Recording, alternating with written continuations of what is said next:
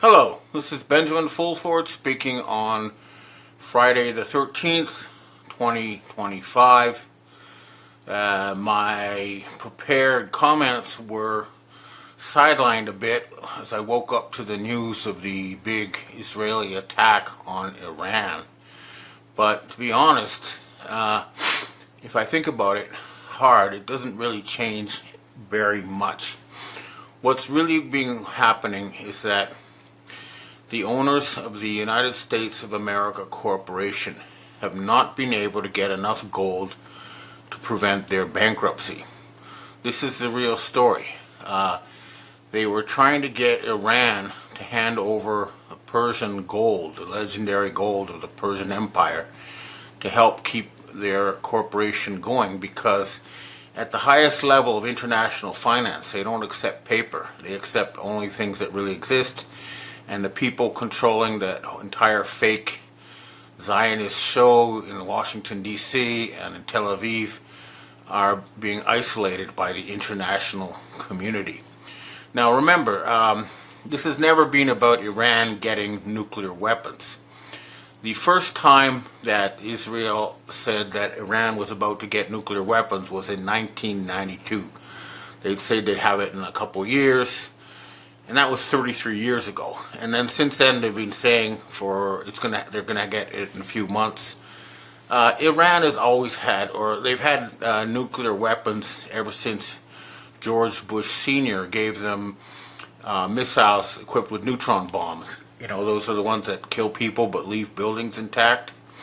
And I got that information from the son of the Shah of Iran directly. During the Iraq War, the Iranians offered to hand these missiles back to the United States. President Obama refused. The point being that this is all fake. And I think what triggered the attack at this moment was just sheer desperation.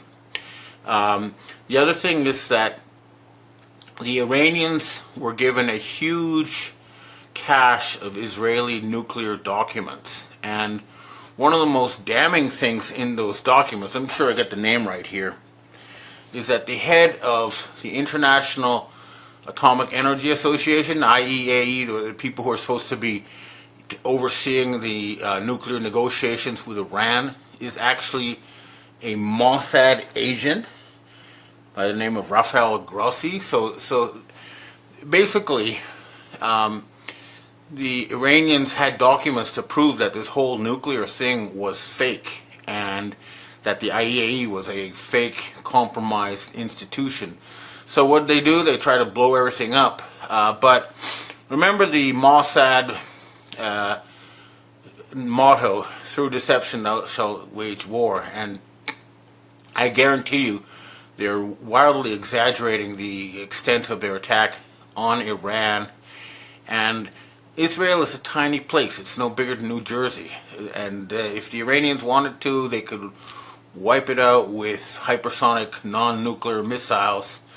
And as far as I can tell, the U.S. military is not going to fight for Israel. If you see a Donald Trump appearing on your screens, I guarantee you the one who's out there cheerleading for Israel is the short, fake, fat one. Here I'm going to insert a picture of him standing next to Elon Musk.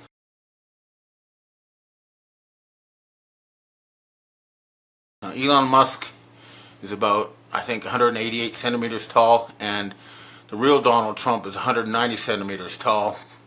And this short, fat Trump is obviously much shorter. This is the one that they're putting out on the media to trying to cheerlead and fool the U.S. military into starting World War III. Of course, they will not. And the Russians are also not going to be fooled into starting World War III by this whole thing. It smacks of desperation.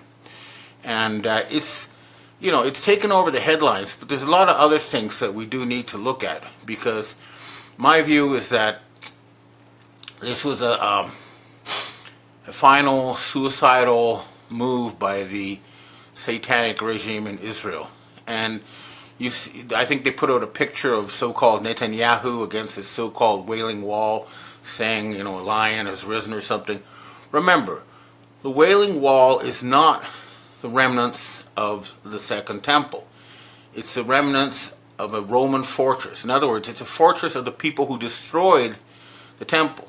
And the temple location is somewhere else. So these people worshiping on this wall are worshiping the people who destroyed the temple. They're not Jews. They're not anything to do with the original inhabitants of the region, the Judeans, who are now misleadingly called Palestinians. So this whole thing is fake, and it's going to blow up in their faces. But that's not the only thing that's blowing up in their faces. A lot of other things that are happening that they're trying to distract us from. The big one, of course, being the LA riots, which were obviously hired goons. And I want you to look at this clip here about how this is done and has been done for the ages, and through the ages, how they call it gladio or whatever. They send in terrorists, people cause mayhem in order to justify a takeover. And this is clearly what's been happening in Los Angeles. So take a look at this tape. If a prince wants to conquer a city, and the city does not want to be conquered, they would hate him. But if the prince pays criminals to kill cows, burn barns, smash windows, set things on fire, the people will panic in fear and cry out for help, and the prince will come in, get rid of the very criminals he bribed to create the problem. Nobody will know the better for it, and everyone will praise the prince as a hero. So it's good marketing. You create the need and fill it. You go around the back of the house and set it on fire, then you go around the front of the house and sell them a fire extinguisher. And they'll pay anything for it and even thank you for being there. So it's called Machiavellianism, where you create or capitalize on a crisis to consolidate control. And another reason these riots are being instigated, or were being instigated in LA, is to cover up for the fact that investigations are closing in on a major arson attack on that city. For those who can't remember that far back, LA was hit with a massive arson attack. And now take a look at this video showing how all the fires in LA started simultaneously.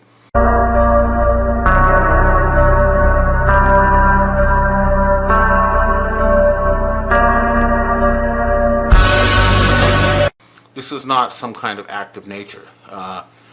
This was deliberate sabotage. So these criminals are cornered, they're dangerous, they're trying all sorts of things that have failed. Another thing that failed that never appeared on the radar is there's a reason why Donald Trump is not talking to North Korea. The reason is simple. They have asked many times to talk to North Korea, and North Korea refuses. They refuse for a very good reason. When Kim Jong-un met Donald Trump on the North Korean border, Kim Jong-un was hit with an electromagnetic weapon and died a few months later. I know this from senior North Korean sources, and they've had an avatar lookalike playing a role, but it's his sister who's in charge, and they don't want to meet someone who killed their leader the last time they met. So they're not going to get their hands on the giant mineral wealth of North Korea. They're not, in other words, they're hoping to get gold from North Korea since they couldn't get the Persian gold, and they failed. Now, another thing that we need to look at in the background is the Trump negotiations with China that took place in Switzerland over the weekend, and on, they're trying to say that everything worked out just fine and the U.S. got what they wanted, but basically they've put in huge tariffs, but it's not going to help stop the U.S. bankruptcy, and the Chinese have made it clear they're not going to just infinitely finance a criminal rogue regime. That's just not going to happen. So the answer is that the United States corporation needs to be bankrupted and replaced with something new. That process is underway. There are negotiations taking place behind the scenes, and I am involved in those negotiations, but hopefully this entire Zionist nightmare will end soon. But you can tell Israel really is over this time because none of their allies have supported this attack. Even the U.S. officially is not supporting this attack. There are bribed and compromised elements in the U.S., especially CENTCOM, who might go along with this, but overall the U.S. military understands that their job is to defend the United States, not the criminal regime of Israel. So it really does look like an end game for that whole country, and a lot of other things will be happening. A couple other items that crossed my radar. There was an airplane crash in India, and my sources say that 2 British agents on board that plane who had compromising material on the Bilderberg people meeting this weekend were killed, and that's why that plane was taken down. It was taken down remotely, and so at this point almost all the plane crashes we've seen in recent years have been deliberate sabotage, because in the 1990s they put in mechanisms on airplanes that allowed them to be remotely controlled against the will of the pilot. The idea was to stop hijacking, but it's been badly abused, and my view is that a criminal investigation should be opened against the Boeing Corporation to find out who has been using this remote control to carry out mass murder. This should not be allowed, and it will be paid for. But this is a sort of criminal regime that we're seeing that's on its last legs for sure. The other thing, of course, the other reason why they're freaking out and trying to start World War III is because the wheels of justice are grinding slowly but steadily towards their pedophile crimes. And this is not about, they're trying to spin the story now like, oh well, a billionaire got fooled into sleeping with a sexually mature 15-year-old. Tut tut, that's not nice. This is not what this is about. This is about torturing and murdering prepubescent children in front of cameras. Okay, that's what's on those Epstein tapes. This is not about a guy, sort of having sex with a sexually mature but young woman. No, this is about torturing and murdering children on video. That's why they're so scared, and that's why they're fighting tooth and nail to stop this from coming out. But it is going to come out. And the other thing, Robert F. Kennedy Jr. is slowly but surely turning around the U.S. Medical regulatory establishment to once again support science and truth, and this is leading directly and inevitably to the mass murder by vaccine that was carried out by the heads of the pharmaceutical corporations.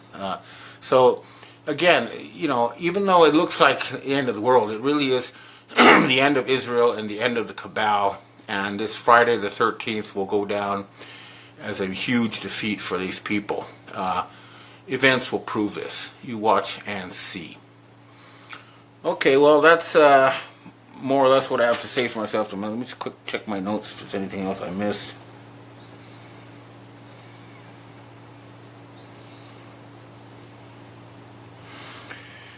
No, the only other thing is that Canada is holding a huge G7 plus meeting next week, and I understand that beneath the surface in these meetings, they're reaching a deal with the Chinese, the Russians, and North Koreans, and that these meetings are actually headed for the creation of some sort of world republic. This is not a new world order headed by a single God King or Messiah or the rule of Lucifer, whatever you want to call it. That's not what this is about. This is about having the rules for the planet that any village has. In other words, we don't, no country will be allowed to break the law, and everyone will be defended against criminals, including transnational criminals who right now basically do whatever they want.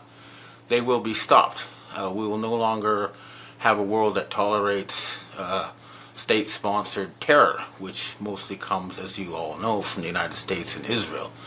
and that will be ended. That's what this meeting is about. And a fundamental agreement has been reached with the P3 Freemasons, with the Chinese, with the U.S. military white hats, with the British Commonwealth, and good things will happen. This is what we're watching is really the end of a nightmarish regime. It's the final death throes of Israel and that whole Zionist project. Watch and see. Okay, that's what I have to say for myself today. Now, I'd like to answer questions from readers and viewers. Hi, Ben. We have our first question for today. So many people are complaining about headaches and strange sounds they can't get rid of. This, in large part, has been proven to be caused by microscopic nanobots implanted into people without their knowledge or consent through many pathways, COVID included. All of this will eventually change people's thinking, kind of like brainwashing, so they may no longer know where they are or what time it is. How can we fight back against this?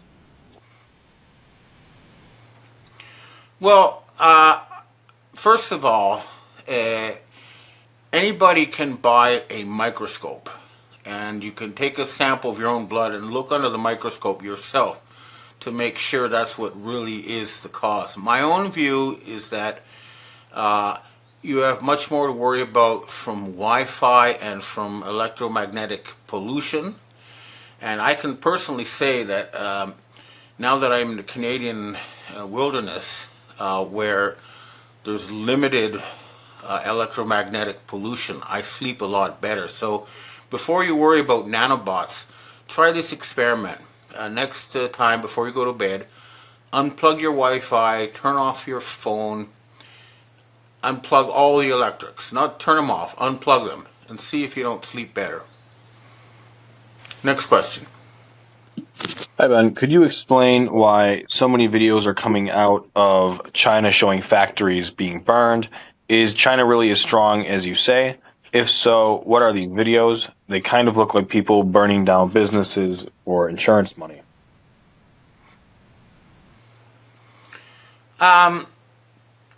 China does have real problems for sure. The people I'm in contact with in Myanmar, for example, have cut off about 40 to 50% of the raw material they need for their rare earth metals, and the real estate crisis that they have is far worse than they want to talk about. I mean, one official said they built like more than twice as many apartment buildings as there are people in China. I cannot confirm this, but having said all that, China remains an industrial powerhouse. They take care of 31% they control 31% of global manufacturing. That's more than double what the U.S. has and more than what the entire G7 has. And they have very good economic relations with most countries. Exports to the U.S. are only 2.7% of Chinese GDP. So that loss, while it's painful, is not going to upset their economy. I understand they are going through a big restructuring, but they have competent leadership, and unlike the U.S. leadership, they actually work for the people. You know, the U.S. leadership has been proven to be working for oligarchs who have been strip mining the middle class of all their wealth so that these billionaires and trillionaires can build more super yachts. That's the reality. So, yeah, there is trouble in China, but it's nowhere near as bad as the trouble in the United States. But at the end of the day, China wants to work with the West in a win-win manner, and the Western white hats agree 100%. So, you know, these troubles in China and the U.S. will end once the old regime in the West is removed. Next question. Hi, Ben. Any government that develops a bioweapon and then premeditatedly distributes it to their population and citizens has lost all and any rights, including the right to lay and or collect taxes. Everyone wants to talk about our founding fathers this, our founding fathers that, and what they would do right now if they were here in 2025. But the reality is our founding fathers went to war with England over a 3% T-tax. If everyone is so concerned about what the founding fathers would do, why haven't we rebelled yet? That is a very good question, and I think the answer is that the American Anglo-Saxon people understand that rioting on the streets is not going to be a successful way to rebel, and that they have to convince the military establishment to go along with regime change. And that, I understand, is happening. But until you see the heads of the pharmaceutical companies arrested for mass murder with vaccine, until you see the people who are, blackmailed by with videos of torturing and killing children dealt with, this is far from over. But our best hope still lies with the military, especially the rank and file and the colonels. And basically all the military needs to do is disobey any commander who has far more money than they could have earned on their military salary, because you know that they've been bribed and compromised. But the garbage floats to the top, and I know that the military is no longer working for the cabal, and that's why they're not going to be able to start World War III. And at the end of the day, while they are very slow and they wait for justice, justice is coming, and the military and police will enforce it. You watch and see. But keep your eyes on RFK Jr., because he's definitely leading the attack on that front against the pharmaceutical companies. And that should be enough to tip the balance. Next question. Hi, Ben. You talked a little bit earlier today about the short, fat, fake Trump and the real Trump. So which Trump is signing all of these new bills in the White House? Which one has joined the Auto Pen Club? Well, all I can say is that the past couple of weeks, all we've seen is the short, fat, fake one, and I posted the pictures. You can see it's obviously not him. I don't know what's happening to the one that lied with the U.S. Space Force, but I'm guessing that he is in Mount Cheyenne and he's waiting for this whole business to blow over and let these people kind of shoot themselves in the foot, and that's why we're not seeing action on that front at this point. I also understand that the real commander-in-chief is waiting for the final deal on the new financial system, and so he's basically standing by, and while he's doing that, the fake ones are doing their last minute desperate Hail Mary attempt to start World War III, but it's not going to work. Next question. Evan, we have our last question for today. Why do you keep insisting Canada will be on the top because the U.S. is bankrupt? This doesn't seem to be true. Canada is the most bankrupt country in the world, the highest debt to GDP, highest taxation, lowest nutrition. Most Canadians apparently cannot afford to eat meat regularly since Trudeau took office, and the only country that has no gold reserves. Nothing. Plus a complete shutdown of the extraction of resources. Canada is the one without a way out, not the United States. Canadians are literally poor. I see it. In the United States today, opportunities abound, and the limit is only set by the individual. I don't see that in Canada. The fact is that if you take GDP numbers, which is where you divide the total GDP by the population, the United States looks a lot richer.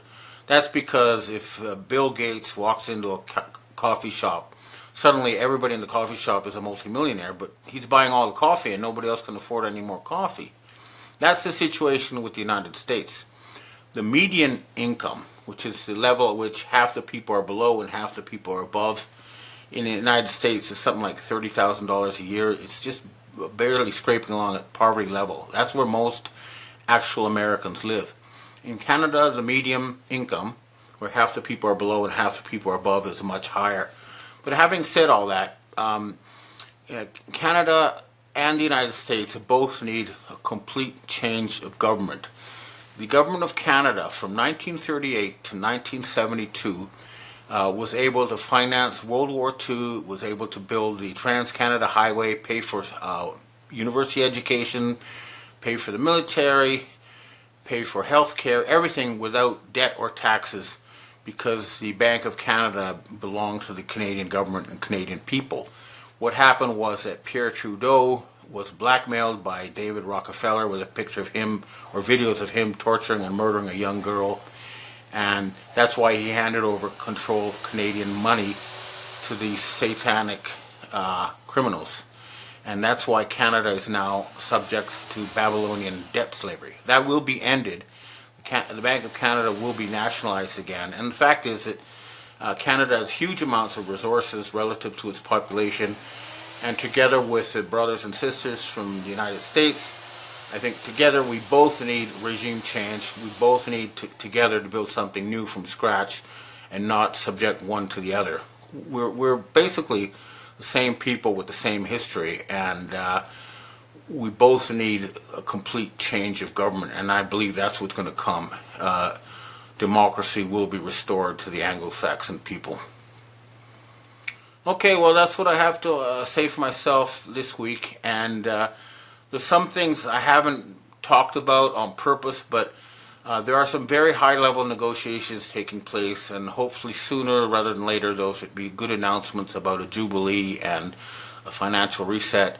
Keep your fingers crossed, knock on wood, we're almost there, but I'm not going to give dates because they come and go, and this has been a very long process, but some serious moves